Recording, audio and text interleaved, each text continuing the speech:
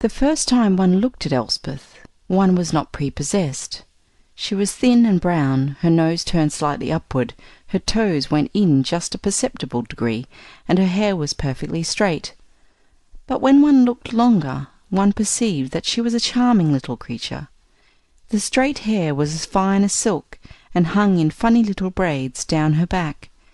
There was not a flaw in her soft brown skin, and her mouth was tender and shapely. But her particular charm lay in a look which she habitually had, of seeming to know curious things, such as not is allotted to ordinary persons to know. One felt tempted to say to her, "What are these beautiful things which you know, and of which others are ignorant? What is it you see with those wise and pellucid eyes? Why is it that everybody loves you?" Elspeth was my little godchild, and I knew her better than I knew any other child in the world. But still I could not truthfully say that I was familiar with her, for to me her spirit was like a fair and fragrant road, in the midst of which I might walk in peace and joy, but where I was continually to discover something new. The last time I saw her quite well and strong was over in the woods, where she had gone with her 2 little brothers and her nurse to pass the hottest weeks of summer. I followed her, foolish old creature that I was, just to be near her, for I needed to dwell where the sweet aroma of her life could reach me. One morning when I came from my room, limping a little because I am not so young as I used to be, and the lake wind works havoc with me, my little godchild came dancing to me, singing, "Come with me and I'll show you my places, my places, my places." Miriam, when she chanted by the Red Sea, might have been more exultant, but she could not have been more bewitching. Of course I knew what places were, because I had once been a little girl myself, but unless you are acquainted with the real meaning of places, it would be useless to try to explain. Either you know places, or you do not, just as you understand the meaning of poetry, or you do not. There are things in the world which cannot be taught.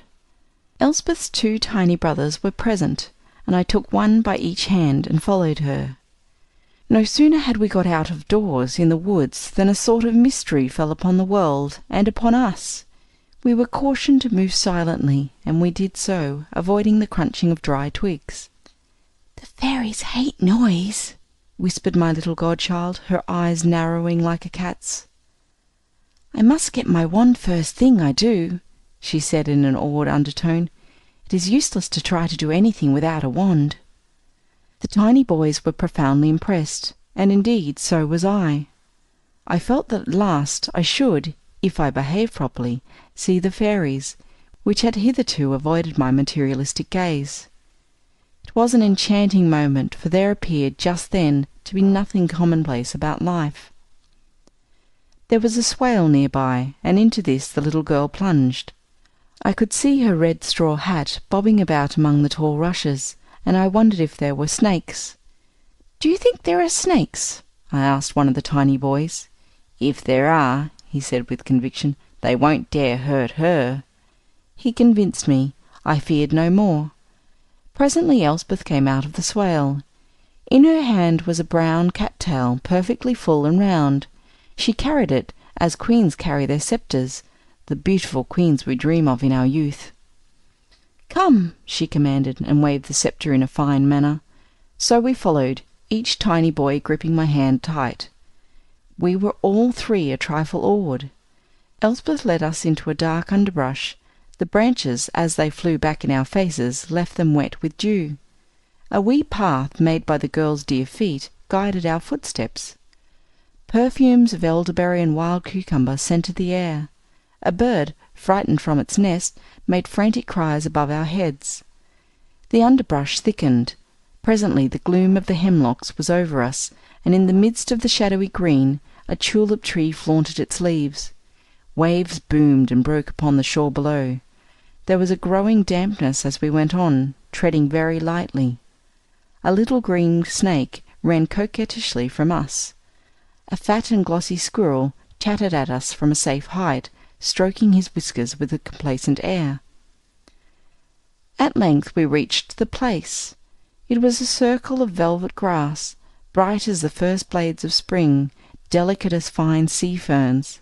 The sunlight, falling down the shaft between the hemlocks, flooded it with softened light and made the forest round about look like a deep purple velvet. My little godchild stood in the midst and raised her wand impressively. "This is my place," she said with a sort of wonderful gladness in her tone. "This is where I come to the fairy balls. Do you see them?" "See what?" whispered one tiny boy. "The fairies." There was a silence. The older boy pulled at my skirt. "Do you see them?" he asked, his voice trembling with expectancy.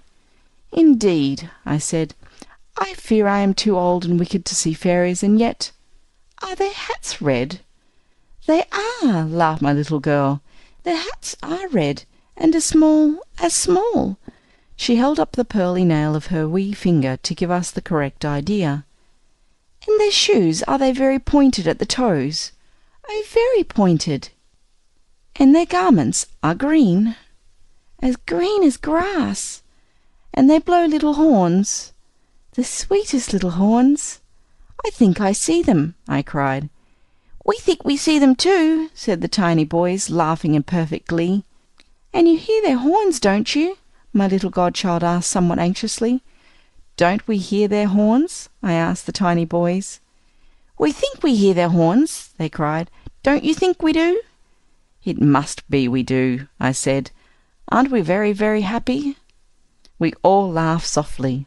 Then we kissed each other, and Elspeth led us out, her wand high in the air. And so my feet found the lost path to Arcady. The next day I was called to the Pacific coast, and duty kept me there till well into December. A few days before the date set for my return to my home, a letter came from Elspeth's mother. "Our little girl is gone into the unknown," she wrote. That unknown in which she seemed to be forever trying to pry. We knew she was going, and we told her. She was quite brave, but she begged us to try some way to keep her till after Christmas. "My presents are not finished yet," she made moan, "and I did so want to see what I was going to have. You can't have a very happy Christmas without me, I should think. Can you arrange to keep me somehow till after then?"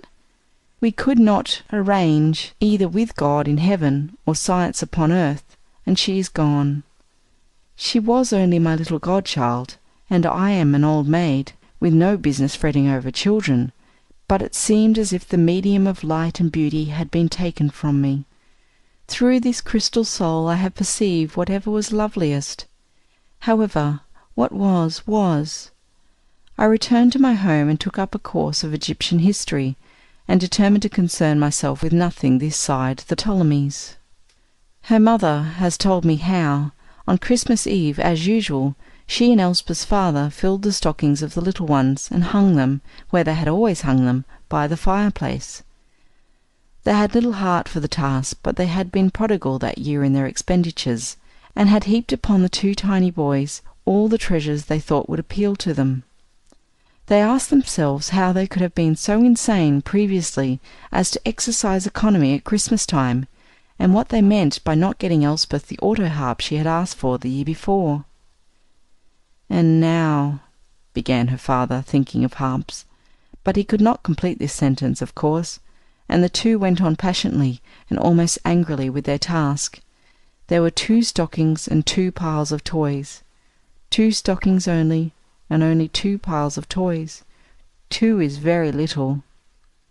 They went away and left the darkened room, and after a time they slept, after a long time.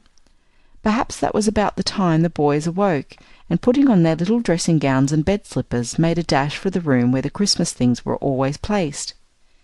The older one carried a candle which gave out a feeble light. The other followed behind through the silent house. They were very impatient and eager, but when they reached the door of the sitting-room they stopped, for they saw that another child was before them. It was a delicate little creature, sitting in her white nightgown, with 2 rumpled funny braids falling down her back, and she seemed to be weeping. As they watched she arose, and putting out one slender finger as a child does when she counts, she made sure over and over again, 3 sad times, that there were only 2 stockings and 2 piles of toys, only those and no more. The little figure looked so familiar that the boys started toward it, but just then, putting up her arm and bowing her face in it, as Elspeth had been used to do when she wept or was offended, the little thing glided away and went out. That's what the boys said. It went out as a candle goes out. They ran and woke their parents with the tale, and all the house was searched in a wonderment and disbelief and hope and tumult, but nothing was found. For nights they watched, but there was only the silent house, only the empty rooms.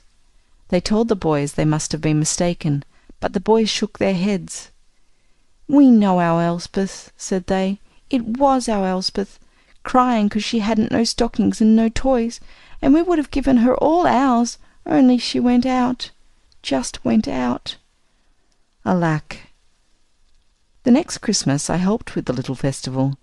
It was none of my affair, but I asked to help, and they let me, and when we were all through there were 3 stockings and 3 piles of toys, and in the largest one was all the things that I could think of that my dear child would love.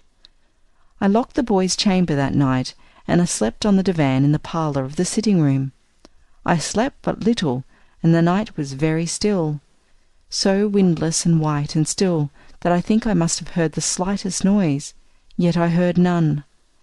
Had I been in my grave, I think my ears would not have remained more unsaluted.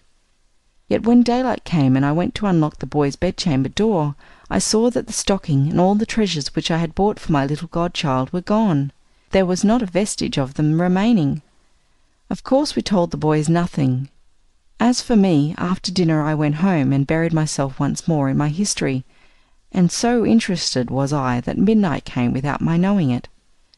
I should not have looked up at all, I suppose, to become aware of the time, had it not been for a faint, sweet sound as of a child striking a stringed instrument. It was so delicate and remote that I hardly heard it, but so joyous and tender that I could not but listen. And when I heard it a second time, it seemed as if I had caught the echo of a child's laugh. At first I was puzzled. Then I remembered the little auto-harp I had placed among the other things in the pile of vanished toys. I said aloud, "Farewell, dear little ghost. Go rest, rest in joy, dear little ghost. Farewell, farewell." That was years ago, but there has been silence since. Elspeth was always an obedient little thing. End of Their Dear Little Ghost,